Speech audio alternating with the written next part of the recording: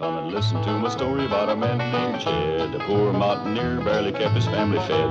And then one day he was shooting at some food, and up through the ground come a bubbling crude oil, that is, black gold, Texas tea. Well, the first thing you know, old Jed's a millionaire. The kinfolk said, Jed, move away from there. Said, California is the place you ought to be. So they loaded up the truck and they moved to Beverly Hills, that is, swimming pools, movie stars. The Beverly Hillbillies.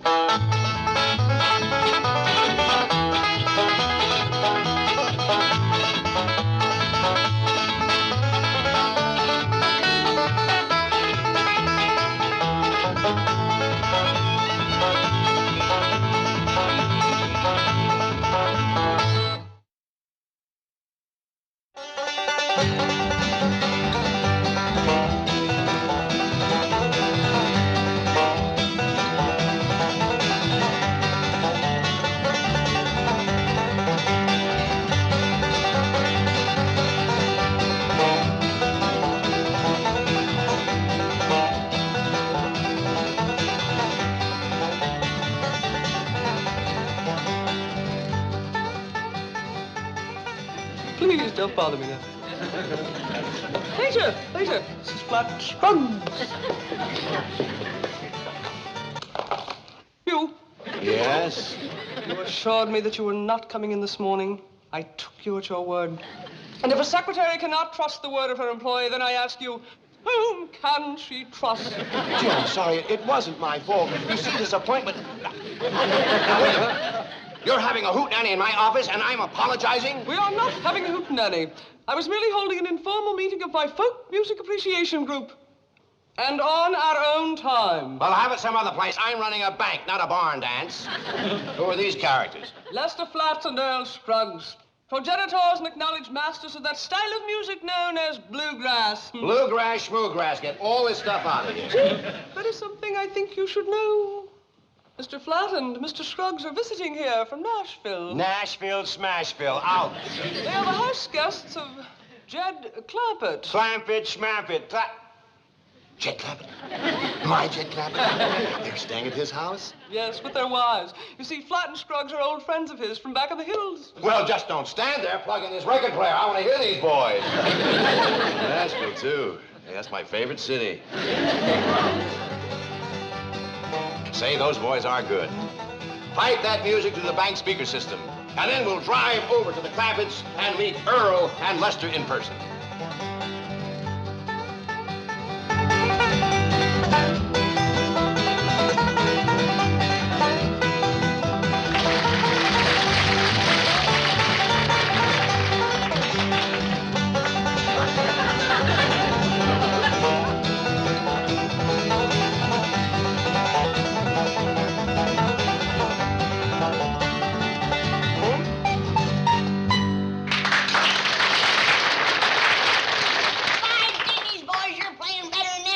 That's a fact. I ain't seen anything picked that fast since Jethro got in the berry patch.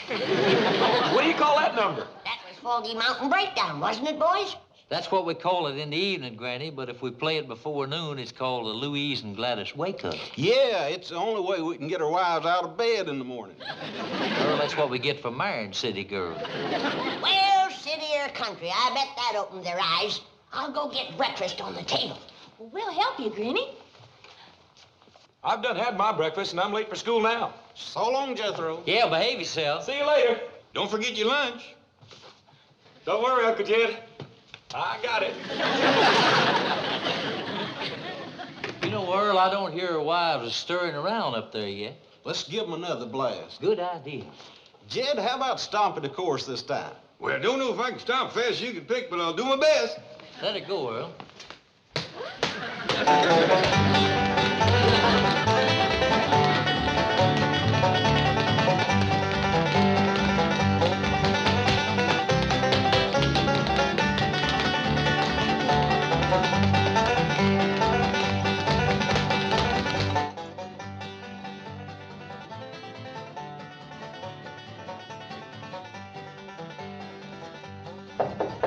Come in.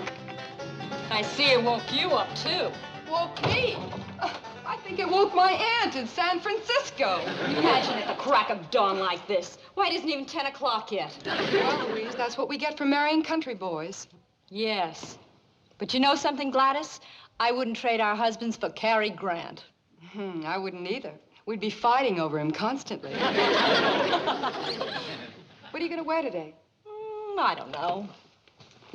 May as well wear our house dresses. I suppose our husbands will want us to continue our cooking lessons from Granny. Oh, no. I'll never learn how to make those country dishes. You know, I flunked grits and jowls yesterday. I don't know how I did on my fatback and collard greens. Did you taste them? Yeah, you flunked. When Lester and Earl asked us to come to Beverly Hills and stay at a millionaire's mansion, I had visions of upstairs maids, breakfast in bed. Dressing for dinner and rubbing elbows with movie stars. So what are we doing? Learning how to make chitlins, Granny style. Oh, do you remember the 3 different kinds? Are you kidding? I had a chitlin nightmare last night. What do you mean? Well, I dreamt I was a chitlin, all 3 kinds. I was hand-slung, stump-whipped, and dog-pulled. Oh, Louise, we've got to get away for a few days. My aunt in San Francisco. We'll fly up and visit her. Marvelous. But will the boys let us go? They will if we approach them right. How's this approach? I like it. Come across the hall and help me pick out my working clothes. I think I hear him stirring around up there, boys. Are you girls out of bed yet? Yes, Lester, darling.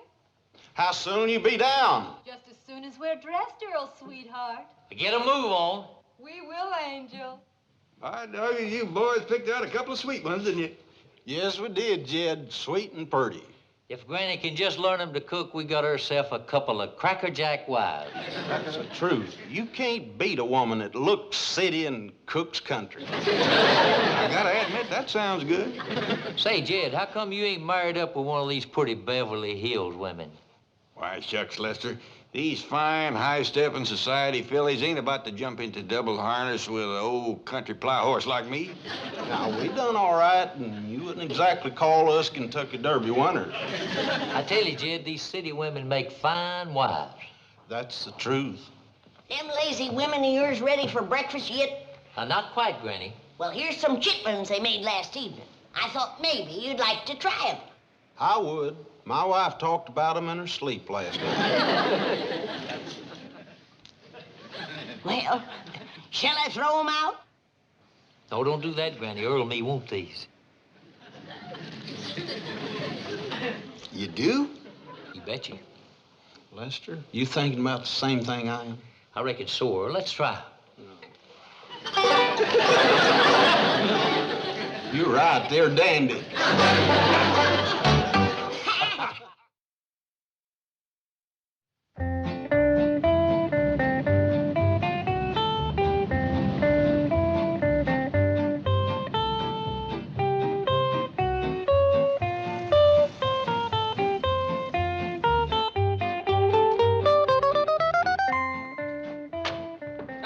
Chief, throughout the length and breadth of our land, the artistry of Lester Flatt and Earl Scruggs epitomizes the sturdy, vital music of our native soil. Scruggs, for example, has been called the Paganini of the 5-string banjo. In his talented hands, this difficult instrument comes alive with astonishing flexibility and expressive power. And coupled with Flatt's virtuoso handling of the guitar and his warm, authentic vocalizations, this famous team has made tremendous contributions to the unprecedented renaissance of interest in the hardy, fruit-defying music of our native land. Small wonder that I have become an aficionado, and I'm so thrilled at the opportunity of meeting them in person and shaking those extraordinarily talented hands. Well, howdy there. Come in, come in. Boys, this here is Miss Hathaway and Mr. Drysdale from down to the bank. These 2 young fellas is Lester Flatt and Earl Scruggs. I reckon you heard about them. Heard of them? Why, I'm an aficionado of their music. And I am thrilled at this opportunity to meet them in person and shake their extraordinarily talented hands. You know, throughout the length and breadth of this country. The artistry of Flat and Scruggs epitomizes the sturdy, vital music of our native soil. Why, doggone, Mr. Drysdale, you know a lot about these boys. Why don't you tell Miss Jane something about them? That's a good idea. Scruggs has been called the Paganini of the five-string banjo. You don't say. Oh, yeah. And coupled with Flat's virtuoso handling of the guitar and his warm, authentic vocalizations, but why talk about it? Let's listen to this hearty, fructifying folk music. There you are, Mr. Scruggs. There's your banjo. I'm screwed. Exactly. Well, you get your guitar, and Miss Hathaway can hear some authentic crabgrass. Bluegrass? Exactly. She's catching on already. I ain't waiting no longer.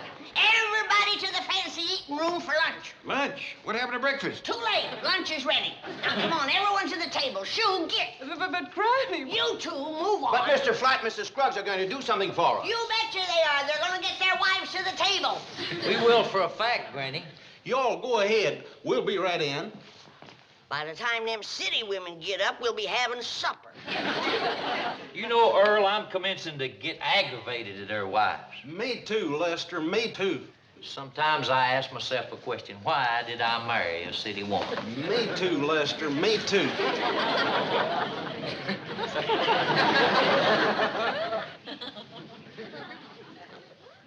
Earl, I just got the answer to my question.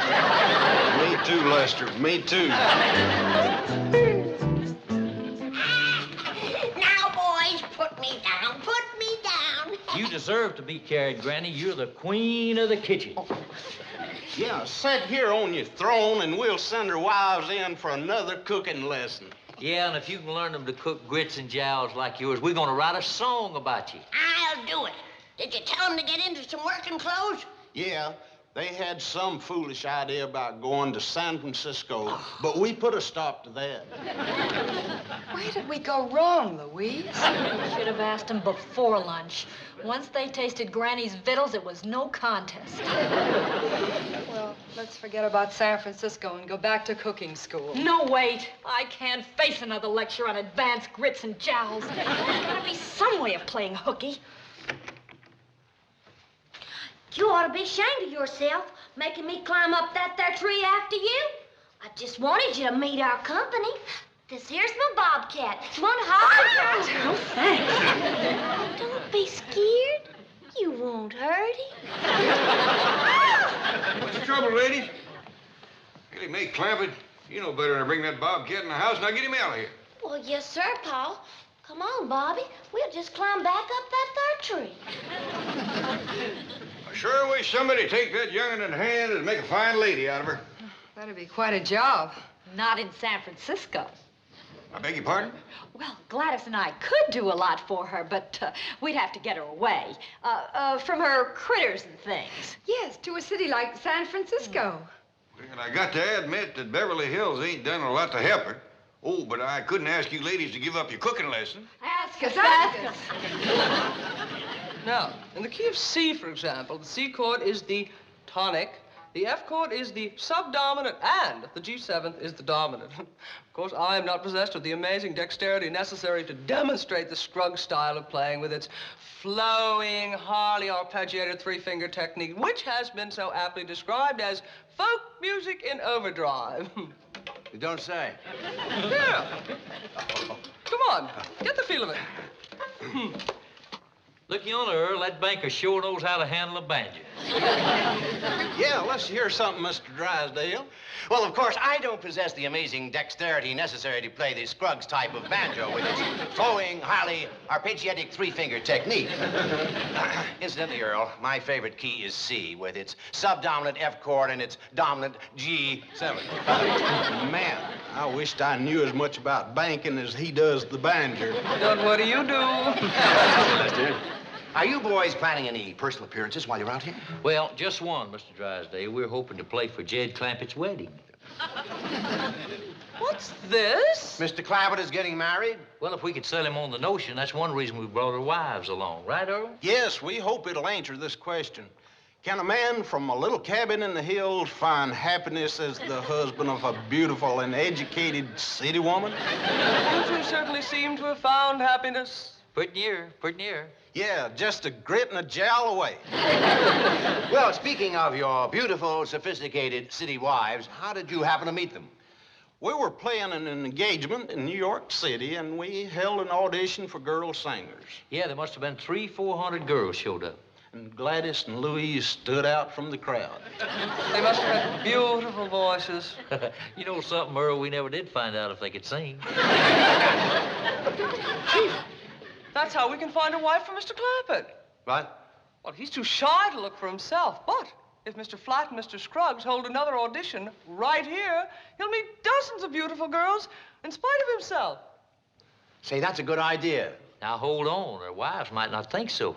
Yeah, they know we don't need a girl singer. Yes, that's right. With their wives around, there might be trouble. Oh, that's too bad.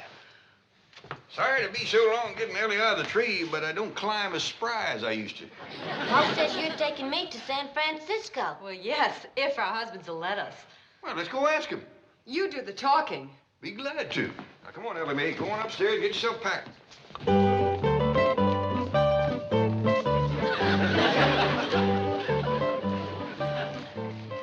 Say, Lester and Earl, your wives here like to go to San Francisco. Say, that's a great idea. How soon can you leave? Well, don't just stand there jawing about it. Get packing. Thank you.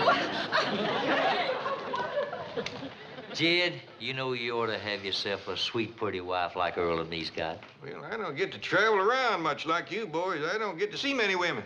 You never can tell when you'll run into a bunch of them.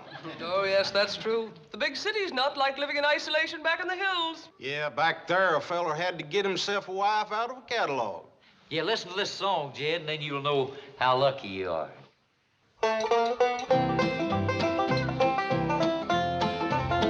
Get you a mail-order bride. A hillman leads a lonely life. A hillman needs a loving wife. A mail-order bride. He's got a mule, he's got a dog, but what he needs from the catalog is delivery of someone to love without fail. Without fail. Without fail by the U.S. mail.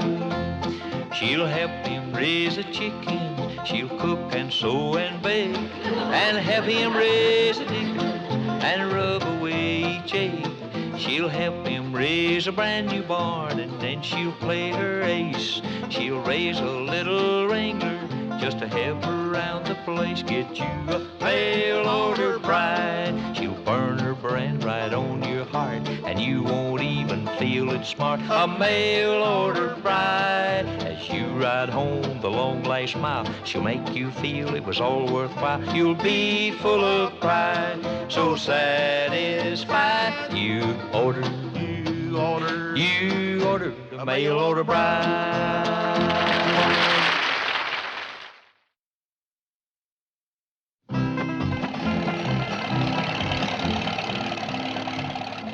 Jethro, you don't have to drive us clear out to the airport. We can still take a taxi. Yes, just pull over to the corner and stop. Shucks, Jethro don't mind driving us.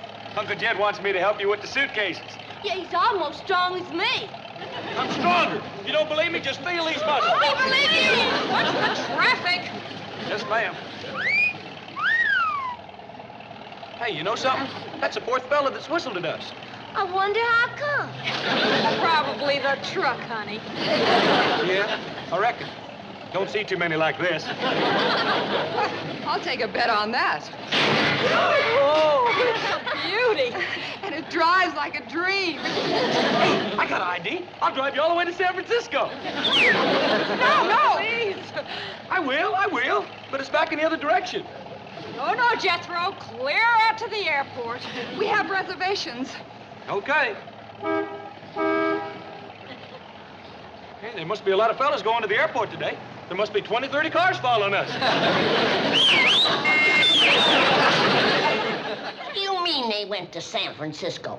I got everything ready for their grits and jowl lesson. Well, but Granny, And besides, I was going to throw in another crack at hand-slung chitlins. But they's doing it for Ellie Mae. They'll be back quick as they turn her into a fine big city lady. How long will that take? Oh, both of them going at it shouldn't take more than a day or so. Fine. The sooner the better. Bye. Well, Chief, I've contacted every major theatrical agent. We will soon be inundated by a wave of beautiful, talented girls. Well, I'll get back to the bank. But, Chief, don't you think you should stay and look over Mr. Clampett's prospective bride? Oh, you won't need me. But there'll be dozens of girls to look at. Well, you and Jed and Flat and Scruggs can handle it. Okay.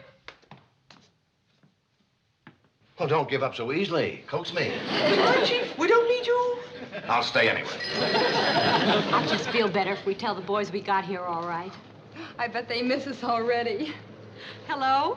May we speak to Lester Flat and Earl Scruggs, please? Well, if it's about the audition, that won't be necessary.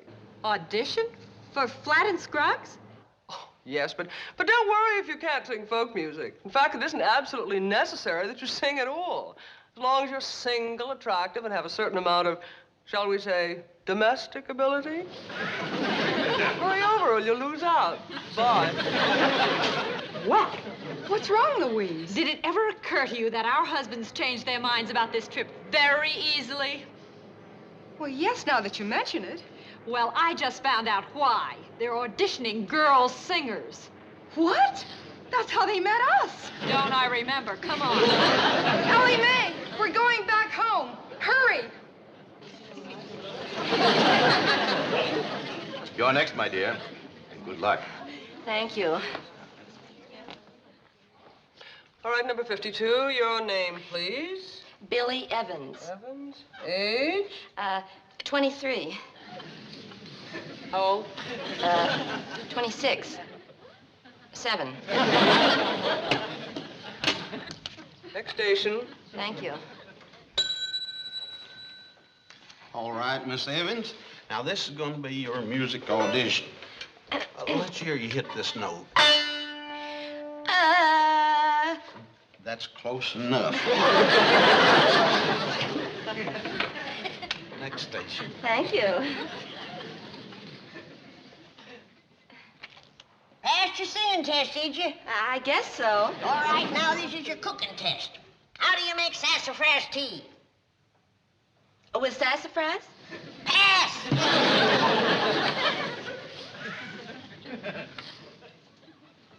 Now, let's see you sweep. All right, ma'am. Thank you kindly. That'll be all. Right out this door, please. Thank you, ma'am. Well, Jed, what did you think about that one? Well, it sure beats me, Lester, how you can pick a singer without hearing her sing. Well, Jed, you know, the finest career that a woman can have is getting married and making a home. Now, what did you think about her as a possible wife? For who? Well, you, for instance. Now, Lester, you've been edging around that question. I think I ought to tell you something. Yeah, what's that? If I ever do get married, I want to keep my wife here at home. I wouldn't cotton to her traveling around with your Foggy Mountain boy.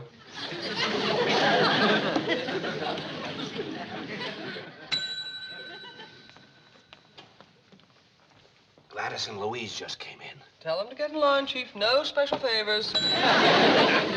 Where are our husbands? There's mine. And there comes mine. Well, look yonder, Lester. Your wives is back. Yes, so long, Jed. Lester Flat. Gladys. It's good to have you back, darling. Darling me. Since when do you need a girl singer? Well, now we don't that you and Louise are back. That's right. Girls, sing Mail Order Bride for Mr. Clampett. And, Jed, we hope it'll give you an idea, because Earl and me just went out of the wife-finding business.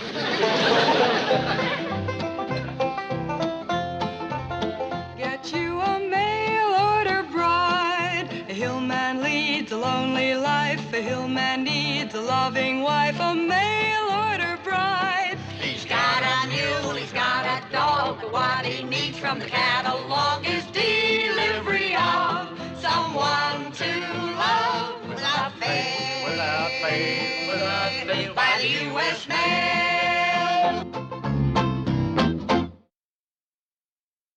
Get you a mail order bride. She'll burn her brand right on your heart, and you won't even feel it smart. A mail order bride. And as you ride home, the long last mile should make you feel it was all worthwhile. You'll be full of pride, so satisfied. You order a mail order bride.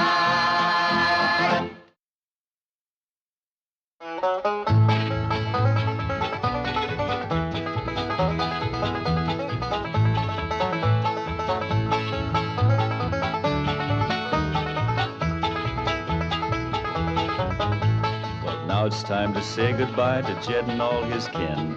They would like to thank you folks for kindly dropping in. You're all invited back next week to this locality to have a heaping helping of their hospitality.